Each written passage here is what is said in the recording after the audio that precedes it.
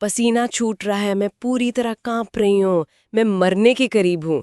अगर किसी की ऐसी हालत हो तो पहला ख्याल यही आएगा ना कि कोई मेडिकल इमरजेंसी है। बिल्कुल, जैसे किसी को हार्ट अटैक आया हो या कोई बहुत ही सीवियर फीवर हो। एग्जैक्टली। लेकिन हैरानी की बात यह है कि ये शब्द आज के नहीं है। ये एक्चुअली 630 BCE में प्राचीन ग्रीक कवयित्री सैफो ने लिखे थे। और वो किसी बीमारी का नहीं बल्कि पैशनेट लव यानी जुनूनी इश्क का वर्णन कर रही थी। सही कहा। और आज की इस गहरी चर्चा में हम इसी कॉन्सेप्ट को ब्रेक डाउन करने वाले हैं। हाँ, आज की इस गहरे विश्लेषण में हमारे पास सिरिल फेबेसे और एलेन हैटफील्ड द्वारा लिखा गया चैप्टर 9 है। हम इस सोर्स मटेरियल को पूरी तरह अनपैक करेंगे और हमारा मकसद ये समझना है कि प्यार सिर्फ एक खूबसूरत एहसास या कविता का विषय नहीं है। इसका एक ठोस विज्ञान है, अपना एक इतिहास है और बिलीव इट और नॉट एक डिजिटल भविष्य भी है। और ये बहुत ही ज़रूरी डिस्टिंक्शन है, क्योंकि साइंस इसको बिल्कुल अलग तरीके से देखती है। राइट। तो okay, let's unpack this right here. एक तरफ हम प्यार को दुनिया का सबसे खूबसूरत रोमांटिक एहसास मानते हैं, दूसरी तरफ साफो इसको एक फिजिकल इलनेस बता रही हैं जो दिमाग और बॉडी पर पूरी तरह काबू कर लेती है। तो क्या विज्ञान सच में इसको एक मेडिकल हालत मानता है? देखिए, अगर हम न्यूरोसाइंस या साइकोलॉजी के लेंस से देखें तो साफो का जो ये मेडिकल डिस्क्रिप्शन है ना, वो बिल्कुल सटीक है। पैशनेट लव एक यूनिवर्सल इमोशन जरूर है, लेकिन इसका जो असर हमारी बॉडी पर होता है वो किसी पावरफुल केमिकल स्टॉर्म से कम नहीं है। केमिकल स्टॉर्म मतलब लिटरली हमारे दिमाग के अंदर कुछ फट रहा होता है? एक तरह से हाँ। इसको ऐसे समझिए, जब प्यार रेसिप्रोकेट होता है यानी दोनों तरफ से मिलता है, तो दिमाग में डोपामिन और ऑक्सीटोसिन का एक ऐसा फ्लड आता है जो एक एक्सट्रीम एक्सटेसी देता है। ये फीलिंग बिल्कुल किसी स्ट्रॉन्ग नशे जैसी होती है। वाओ। लेकिन इसका एक डार्क साइड भी है। जब प्यार अनरिक्वाइटेड होता है यानी एक तरफा रह जाता है, तो दिमाग ठीक उसी तरह रिएक्ट करता है जैसे किसी ड्रग एडिक्ट को उसका नशा ना मिलने पर विड्रॉल सिम्टम्स आते हैं। ओह, मतलब वो जो खालीपन और एंजाइटी होती है वो लिटरली विड्रॉल है। एग्जैक्टली। एक गहरा खालीपन और सिवियर फिजिकल पेन महसूस होता है। इसलिए सैपो का ये कहना कि वो मरने के करीब महसूस कर रही हैं, ये मेटाफोरिकली नहीं बल्कि बायोलॉजिकली काफी हद तक सच है। ये सच में सोचने पर मजबूर करता है कि एक इमोशन हमारी बायोलॉजी पर इतना हावी कैसे हो सकता है। अगर हम दिमाग के अंदर झांक कर देखें, जब कोई इस पैशनेट लव के दौर से गुजर रहा होता है तो असल में फिजिकली चल क्या रहा होता है वहाँ। इस मैकेनिज्म को समझने के लिए हमें एक न्यूरोसाइंटिस्ट डोनाटेला माराज़ेटी की एक ग्राउंड ब्रेकिंग स्टडी को देखना होगा। उन्होंने उन लोगों का दिमाग का स्कैन और ब्लड टेस्ट किया जो इस जुनूनी इश्क में थे।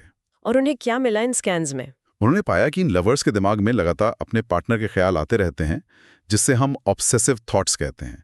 और टेस्ट रिजल्ट्स में उन्होंने देखा कि इन लवर्स के दिमाग में सेरोटोनिन का लेवल उतना ही ड्रॉप हो चुका था जितना कि एक सिवियर ओसीडी यानी ऑब्सेसिव कंपल्सिव डिसऑर्डर के पेशेंट में होता है। वेट एक सेकेंड, सच में आप कह रहे हैं कि क्लिनिकली एक आशिक और एक ओसीडी पेशेंट का दिमाग प्रैक्टिकली एक जैसा दिखता है? बिल्कुल तोड़ देता है। और बात सिर्फ सेरोटोनिन तक नहीं रुकती, दिमाग की जो पूरी वायरिंग है वो शिफ्ट हो जाती है। जब कोई इस इंटेंस पैशन में होता है तो उसके दिमाग का नियोकॉर्टेक्स शट डाउन होने लगता है। नियोकॉर्टेक्स, वो तो अगर मैं सही याद कर रही हूँ वो तो हमारी क्रिटिकल थिंकिंग वाला हिस्सा है ना? सही पकड़ा आपने। नियोकॉर्टेक्स लॉजिक, नए अवकार और रैशनल डिसीजन मेकिंग के लिए जिम्मेदार होता है, और पैशनेट लव में वो लिटरली अपना काम करना कम कर देता है। लेकिन एक मिनट, एवोल्यूशन ऐसा क्यों करेगा? दिमाग का लॉजिक सेंटर बंद होने से तो कोई भी डेंजर में पड़ सकता है ना? एवोल्यूशन का काम तो हमें सरवाइव करवाना है, तो हमें बेसिकली बेवकूफ बनने पर क्यों मजबूर किया जा रहा है? यही तो नेचर का सबसे बड़ा मास्टर स्ट्रोक है। देखिए, अगर लॉजिक सेंटर पूरी तरह एक्टिव रहेगा तो कोई भी इंसान अपने पार्टनर की हर छोटी बड़ी कमी और रेड फ्लैग्स को इंस्टेंटली पकड़ लेगा, जैसे ये आलसी है, इसको गुस्सा बहुत आता है, वगैरह वगैरह। हाँ, लोग प्रैक्टिकल होने लगेंगे। एग्जैक्टली। और अगर सिर्फ लॉजिक चलेगा तो कोई किसी के साथ बॉन्ड ही नहीं बना पाएगा, फिर तो रिप्रोडक्शन का पूरा प्रोसेस ही रुक जाएगा। इसलिए इवोल्यूशन को ये चाहिए था कि हम कुछ वक्त के लिए अंधे हो जाएं, क्रिटिकल थिंकिंग थोड़ी देर के लिए बंद हो जाए ताकि एक डीप बॉन्ड बन सके। अच्छा, तो इसलिए नियोकॉर्टेक्स बंद होता है ताकि हम दूसरे इंसान की गलतियां इग्नोर कर सकें। ये तो एक तरह का सर्वाइवल मैकेनिज्म हुआ फिर। बिल्कुल। और इस शटडाउन की वजह से ही हम देखते हैं कि लवर्स अपने डेली प्रैक्टिकल काम ठीक से नहीं कर पाते, पढ़ाई या काम में फोकस नहीं लगता, उनकी ग्लोबल डे ड्रीमिंग बहुत बढ़ जाती है। ये is where it gets really interesting. अगर लॉजिक को बंद करके बॉन्ड बनाने का मेरा एवोल्यूशन वाला मकसद सिर्फ रिप्रोडक्शन या फिजिकल यूनियन ही है, तो क्या प्यार और हवस यानी सेक्सुअल डिजायर एक ही सिक्के के दो पहलू हैं? ये बहुत बड़ा डिबेट रहा है हिस्ट्री में। हाँ, क्योंकि अगर मैं विक्टोरियन एरा के लिटरेचर को देखूं तो वहाँ चेस्ट लव या पवित्र प्यार का एक बहुत बड़ा कॉन्सेप्ट था, जिसमें फिजिकल अट्रैक्शन की कोई जगह नहीं मानी जाती थी। और उसके बिल्कुल ऑपोजिट फ्रॉइड थे, जिनका मानना था कि दुनिया का कोई भी प्यार आखिर में सिर्फ दबा हुआ सेक्सुअल लस्ट ही है। तो आज का सोशल साइंस इन दोनों में से किसे सही मानता है? आज का सोशल साइंस और न्यूरो साइंस इन दोनों पुराने व्यूज को एक्सट्रीम मानता है। वो इन दोनों कॉन्सेप्ट्स को किसिंग कजिन्स कहते हैं। किसिंग कजिन्स मतलब क्लोज है पर सेम नहीं। एग्जैक्टली इनका आपस में चोली दामन का साथ है। देखिए, लव का बेसिक मतलब है यूनियन की चाह, यानी किसी के साथ पूरी तरह जुड़ने की डीप इमोशनल लॉन्गिंग, और सेक्सुअल डिजायर का मतलब है प्योरली सेक्सुअल यूनियन की चाह। तो क्या एफएमआरआई स्कैन्स में इन दोनों के अलग-अलग सिग्नल्स दिखते हैं? हाँ, एफएमआरआई स्कैन्स दिखाते हैं कि रोमांटिक लव और लस्ट दिमाग के दो बिल्कुल अलग सिस्टम्स को एक्टिवेट करते हैं। लेकिन, और ये क्रूशियल पार्ट है, ये दोनों सिस्टम्स लगातार हर सेकंड एक दूसरे के साथ कम्युनिकेट करते हैं। ओके। तो दिमाग के अंदर दो अलग डिपार्टमेंट्स हैं, एक इमोशन का और एक फिजिकल डिजायर का, और उनके बीच में एक हॉटलाइन है जो 24 घंटे चलती रहती है। सही कहा। और इसी लगातार कम्युनिकेशन की वजह से ज्यादातर लोगों के लिए बिना फिजिकल डिजायर के एक इंटेंस पैशनेट लव की कल्पना करना मुश्किल हो जाता है। बायोलॉजी इन दोनों को एक दूसरे में गूंथ देती है। ओके, तो यहाँ तक हमने ये एस्टैब्लिश कर लिया कि प्यार एक मेसी कियोटिक बायोलॉजिकल स्टॉर्म है, जिसमें हमारा नियोकॉर्टेक्स शट डाउन हो जाता है और सेरोटोनिन गिर जाता है। लेकिन यहाँ मेरा थोड़ा स्केप्टिसिज्म आता है। विज्ञान को तो हर चीज नापनी होती है ना। अगर प्यार इतना ही अंदर का तूफान है, तो रिसर्चर्स इसे स्टडी कैसे करते हैं? आप किसी के इमोशन को टेस्ट ट्यूब में तो डाल नहीं सकते। और यही रिसर्चर्स के लिए सबसे बड़ा चैलेंज था कि इस सब्जेक्टिव फीलिंग को क्वांटिफाई कैसे करें। इसका सोल्यूशन हेडफील्ड और स्प्रेशन ने निकाला, पैशनेट लव स्केल यानी PLS डिजाइन करके। PLS? ये कोई क्वेश्चनर है क्या? हाँ, ये 15 या 30 क्वेश्चंस का एक केयरफुली डिजाइन स्केल है। और ये सिर्फ आम सवाल नहीं है, ये आपके अंदर चल रहे इमोशन और फिजिकल टर्मोइल को एक्यूरेटली कैप्चर करने के लिए बनाए गए हैं। मैंने एक्चुअली सॉस मीडियल में स्केल का ब्रेकडाउन देखा था और मुझे बहुत ही इंट्रीगिंग लगा। इन्होंने बेसिकली स्कोर्स के हिसाब से लोगों को कैटेगरीज में डाल दिया। जैसे अगर आपका स्कोर 15 से 44 के बीच आता है तो कैटेगरी है द थ्रिल इज गॉन, यानी वहां पैशन लगभग खत्म हो चुका है। राइट। फिर 55 से 65 है टेपिड पैशन, और अगर हम सीधा टॉप पर जंप करें 106 से 135 के स्कोर पर, तो उस कैटेगरी का नाम है वाइल्डली रेकलेसली इन लव। और सवाल भी काफी इंटेंस थे, जैसे मुझे भयंकर निराशा होगी अगर फलाना इंसान मुझे छोड़ दे। हाँ, इसमें 1 से 9 की रेटिंग देनी होती है। So what does this all mean? मेरा पुशबैक यहाँ ये है कि ये पढ़ने में बिल्कुल उन क्विजेज जैसा लगता है जो कॉस्मोपॉलिटन या ग्लैमर मैगजीन्स में आते थे। Know your partners love score. क्या हम सच में किसी के डीप फीलिंग्स को ऐसे नंबर्स में बदलकर उन पर भरोसा कर सकते हैं? आपका डाउट बिल्कुल वैलिड है, और पहली नजर में ये किसी सस्ते मैगजीन क्विज जैसा ही लगता है। लेकिन व्हाट्स फैसिनेटिंग हियर इज कि 1940s के उन मैगजीन क्विजेस और इस मॉडर्न PLS स्केल में आसमान जमीन का फर्क है। वो कैसे? क्योंकि रिसर्चर्स ने भी यही सोचा कि लोग शायद इस टेस्ट पर सच ना बोलें, तो उन्होंने लोगों को fMRI मशीन के अंदर लेटाया, उन्हें उनके पार्टनर की फोटो दिखाई और साथ में ये PLS टेस्ट फिल करवाया। और रिजल्ट माइंड ब्लोइंग था। क्या रिजल्ट आया? जिन लोगों ने पेपर टेस्ट पर wildly recklessly in love score किया था ना, ठीक उसी वक्त उनके दिमाग का एक स्पेसिफिक रीजन, जिसे कॉर्डेट न्यूक्लियस कहते हैं, वो स्क्रीन पर पूरी तरह लाइट अप हो गया, चमकने लगा। वेट, कॉर्डेट न्यूक्लियस, ये दिमाग का कौन सा हिस्सा है? ये हमारे दिमाग का सेंट्रल रिवॉर्ड सिस्टम है। ये कॉर्डेट रीजन तब वायलेंटली एक्टिव होता है जब हमें लगता है कि हमने जिंदगी की सबसे बड़ी लॉटरी जीत ली है, या जैसे कोकेन का स्ट्रॉन्ग नशा मिलने पर होता है। Oh wow! तो आप कह रहे हैं कि पेपर का स्कोर सीधा उस fMRI के चमकते हुए हिस्से से मैच कर रहा था? एग्जैक्टली। कागज पर लिखा हुआ स्कोर हवा में नहीं था, वो प्योरली बायोलॉजिकल केमिकल तूफान का एक सॉलिड मेजरमेंट था। इसलिए ये PLS स्केल इतना रिलायबल है, चाहे वो फ्रांस में यूज हो या जापान में। ये सच में अमेजिंग है कि पूरी दुनिया में लवर्स एक जैसा स्कोर करते हैं और उनका कॉर्डेट न्यूक्लियस उतनी ही जोर से चमकता है। पर अगर ये बायोलॉजिकल रिएक्शन फ्रांस से लेकर जापान तक यूनिवर्सल है, तो आखिर इस सर्किटरी की शुरुआत कहाँ से हुई?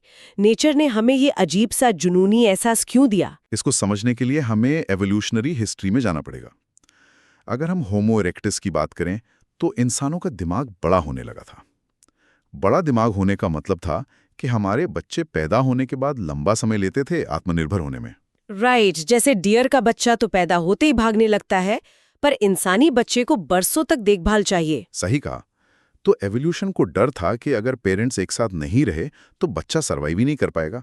इसलिए मोनोगैमस पेयर बॉन्डिंग को मजबूत करने के लिए नेचर ने पैशनेट लव बनाया। ये एक ऐसी ग्लू थी जो पेरेंट्स को साथ रखती थी जब तक बच्चा अपना ख्याल रखने लायक ना हो जाए। ये बहुत लॉजिकल लगता है, लेकिन इसमें एक हिस्टोरिकल पॉइंट भी था सोर्स में, क्योंकि लोगों को लगता है कि ये प्यार व्यार का चक्कर मिडिल एजेस में नाइट्स और प्रिंसेसेस से शुरू हुआ। पर हमारे पास 3500 BCE की सुमेरियंस के क्ले टैबलेट्स है ना? हाँ, मिट्टी की तख्तियां। उस पर दुनिया का पहला लव लेटर लिखा हुआ था। किंग शूसिन की दुल्हन ने लिखा था।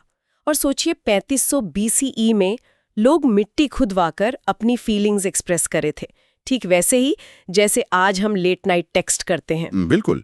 वो एंशिएंट पोएम प्रूफ है कि इमोशन हमेशा वही था, लेकिन यहाँ एक कल्चर का एंगल बहुत जरूरी हो जाता है। कल्चर का एंगल कैसे? पैशनेट लव एक यूनिवर्सल बायोलॉजिकल टूल है, लेकिन इसको महसूस और इंटरप्रेट करने का तरीका कल्चर डिसाइड करता है। जैसे वेस्टर्न कल्चर्स जो इंडिविजुअलिस्ट हैं, वहाँ प्यार को हमेशा आज़ादी और पर्सनल खुशी से जोड़ा जाता है। राइट, अपनी मर्जी अपना पार्टनर। हाँ, लेकिन कलेक्टिविस्ट कल्चर्स में, जैसे कि चाइना में, प्यार को पर्सनल खुशी से ज्यादा परिवार के प्रति जिम्मेदारी और यहाँ तक कि सैडनेस यानी उदासी से जोड़ा जाता है। मुझे ये सैडनेस वाला पार्ट पढ़कर बहुत अजीब लगा। कोई प्यार को उदासी से क्यों जोड़ेगा? इसका हिंट हमें चाइनीज लैंग्वेज में मिलता है। शाइवर और उनकी टीम ने देखा कि चाइनीज भाषा में हैप्पी लव दर्शाने वाले वर्ड्स बहुत कम हैं। चाइनीज लैंग्वेज आइडियोग्राफिक होती है, उसमें सिंबल्स होते हैं। हाँ, उनके स्पेसिफिक कैरेक्टर्स होते हैं हर कॉन्सेप्ट के लिए। सही है। जब रिसर्चर्स ने लव से जुड़े कैरेक्टर्स के स्ट्रोक्स एनालाइज किए तो पता चला कि उनमें इन्फैचुएशन, दुख और जिम्मेदारी के सिंबल्स छुपे हुए थे, वेस्टर्न खुशी वाले नहीं। वेट, मतलब उनके भाषा के बेसिक स्ट्रक्चर में ही प्यार का मतलब दुख और फर्ज है? एग्जैक्टली। और इसका असर fMRI में भी दिखता है। जब चाइनीज लोगों का स्कैन हुआ तो पैशन तो वही था, कॉर्डेट न्यूक्लियस चमक रहा था, लेकिन उनका न्यू कॉर्टेक्स जो क्रिटिकल थिंकिंग वाला हिस्सा है वो पूरी तरह शट डाउन नहीं हुआ था। ओह वाओ, तो मतलब वो प्यार में पड़ने के बाद भी पूरी तरह लॉजिकल थिंकिंग बंद नहीं करते हैं? हाँ, क्योंकि कलेक्टिविस्ट सोसाइटी में आप सिर्फ एक इंसान से नहीं, पूरे खानदान से जुड़ते हैं। आपका पार्टनर, आपके पेरेंट्स, सोसाइटी पर क्या असर डालेगा, ये कैलकुलेट करते रहना सर्वाइवल के लिए जरूरी है। तो कल्चर उनके दिमाग के थर्मोस्टेट को एडजस्ट कर देता है। ये सच में दिमाग घुमा देने वाली बात है। पर अगर कल्चर प्यार की डेफिनेशन इतनी बदल सकता है, तो इससे मेरे दिमाग में एक डाउट आता है उन सारी रोमांटिक कहानियों पर जिन्हें हम इतना पूछते हैं। हम सोचते हैं मैरिंग फॉर लव हमेशा से स्टैंडर्ड रहा होगा, रोमियो जूलियट टाइप्स। पर क्या शादी में प्यार का होना सच में हमेशा से जरूरी था? अगर हम पूरे बिग पिक्चर को देखें तो 19वीं सेंचुरी से पहले मैरिज फॉर लव बिल्कुल एक आम बात नहीं थी। दुनिया की ज्यादातर सभ्यताओं में शादी एक बिजनेस ट्रांजैक्शन था, प्रॉपर्टी, सोशल स्टेटस और पॉलिटिकल अलायंसेस के लिए। तो रोमांस कहाँ जाता था फिर? रोमांस और पैशन लोगों के लाइफ में होता था, पर वो अक्सर शादी के बाहर होता था। शादी और पैशनेट लव का ये कॉम्बिनेशन जो आज हम देखते हैं, ये एक बहुत ही नया ग्लोबल ट्रेंड है जो पिछली 1.5-2 सदियों में ही नॉर्मल हुआ है। सोचिए, जो चीज आज हमें लगता है कि ह्यूमन सोसाइटी का सबसे बेसिक और डिफॉल्ट अजम्पशन है, वो एक्चुअली हिस्टोरिकल कॉन्टेक्स्ट में एकदम नया आइडिया है। बिल्कुल, और यही हमें फ्यूचर की तरफ सोचने पर मजबूर करता है। हाँ, अगर होमो इरेक्टस के जमाने से लेकर सुमेरियन क्ले टैबलेट से गुजरते हुए आज के टिंडर वाले समाज तक प्यार ने इतना लंबा सफर तय किया है, तो आगे क्या? अगर हम 2068 का भविष्य सोचें तो पैशनेट लव कैसा दिखेगा? फ्यूचर का जो प्रिडिक्शन चैप्टर में था वो सच में काफी रैडिकल है। टेक्नोलॉजी, डिजाइनर बेबीज, लंबी उम्र, ये सब तो असर डालेंगे ही, पर सबसे बड़ा शिफ्ट आएगा आर्टिफिशियल इंटेलिजेंस और रोबोट्स से। यहाँ बारी आती है डेविड लेवी की किताब love plus sex with robots की, जिसमें उन्होंने क्लेम किया है कि 2050 तक इंसान फॉर्मली रोबोट्स के साथ शादियां करना शुरू कर देंगे। और ये सिर्फ फॉर्मल नहीं होंगी, वो सच में पैशनेट लव महसूस करेंगे। हाँ, और बहुत से लोग इस प्रेडिक्शन को सुनकर बहुत अनकंफर्टेबल हो जाते हैं। उन्हें लगता है एक मशीन से प्यार कैसे हो सकता है। मैं भी इस पर थोड़ा पुशबैक देना चाहती थी शुरू में, लेकिन फिर मैं सोचने लगी आज के डेटिंग कल्चर के बारे में। अगर हम टिंडर, बम्बल या मैच.com जैसी ऐप्स को देखें, क्या हम ऑलरेडी एल्गोरिदम्स पर रिलाई नहीं कर रहे हैं? एग्जैक्टली, हम फिल्टर लगाते हैं, हाइट इतनी, सैलरी इतनी, हॉबीज ये होनी चाहिए। वही तो, हम किसी रेस्टोरेंट के मेन्यू से ऑर्डर करने की तरह एक इंसान को कस्टमाइज करके स्वाइप कर रहे हैं।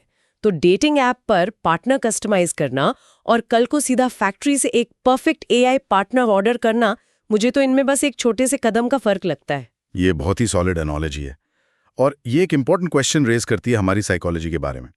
देखिए, इंसान की फितरत है कि वो नॉन लिविंग चीज़ों से बहुत जल्दी इमोशनल बॉन्ड बना लेता है। लोग अपनी गाड़ियों को नाम देते हैं, पेट से इंसानों जैसा प्यार करते हैं। हाँ बिल्कुल। तो सोचिए, अगर एक रोबोट बनाया जाए जो फिजिकल अपीयरेंस में एकदम परफेक्ट हो, जो आपको आपके नाम से पुकारे, इमोशन दिखाए, और सबसे बड़ी बात, जिससे कोई इमोशनल रिस्क ना हो, वो कभी झगड़ा नहीं करेगा, धोखा नहीं देगा। जब परफेक्शन की ऐसी लिमिट मिल जाएगी तो सोसाइटी के नॉर्म्स बहुत तेजी से बदलेंगे, और तब इंसानी रिश्तों का पूरा स्ट्रक्चर ही बदल जाएगा। ये सफर वाकई में बहुत माइंड बेंडिंग रहा है। आज के इस गहरे विश्लेषण में हमने समझा कि पैशनेट लव कोई हवाई कविता नहीं है, ये हमारे दिमाग के केमिकल्स और शटडाउन होते न्यूकॉर्टेक्स का एक केओस है। और हमने देखा कि कैसे हम उसे एफएमआरआई और कॉर्डेट न्यूक्लियस के जरिए लिटरली नाप सकते हैं। राइट। फिर चाहे उसकी शुरुआत बच्चों को पालने वाले इवोल्यूशनरी हैक से हुई हो, या फिर अलग अलग कल्चर्स ने उसे अपने हिसाब से फ्रीडम या ड्यूटी का नाम दे दिया हो, और अब टेक्नोलॉजी इसे पूरी तरह नया रूप देने वाली है। सही कहा। पैशनेट लव बायोलॉजी और कल्चर का एक बहुत ही अजीब और खूबसूरत मिश्रण है। तो आज की इस चर्चा को समेटने से पहले मैं चाहूंगी कि हम सब इस एक आखिरी गहरे विचार पर गौर करें।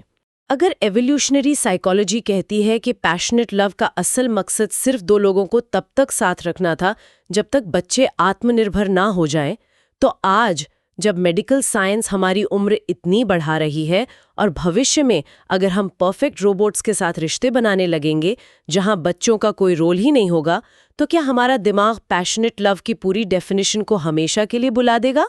ये बहुत बड़ा सवाल है। क्या नेचर का सदियों पुराना ये बायोलॉजिकल हैक आने वाले वक्त में कंप्लीटली ऑब्सोलीट या बेकार हो जाएगा? और अगर ऐसा हुआ तो क्या कभी कोई फ्यूचर का इंसान उस प्राचीन कवित्री साप्फो की तरह प्यार में सच में कांपेगा और पसीना छोड़ेगा? इस बारे में सोचते रहिएगा। हम आपसे अगले विश्लेषण में मिलेंगे।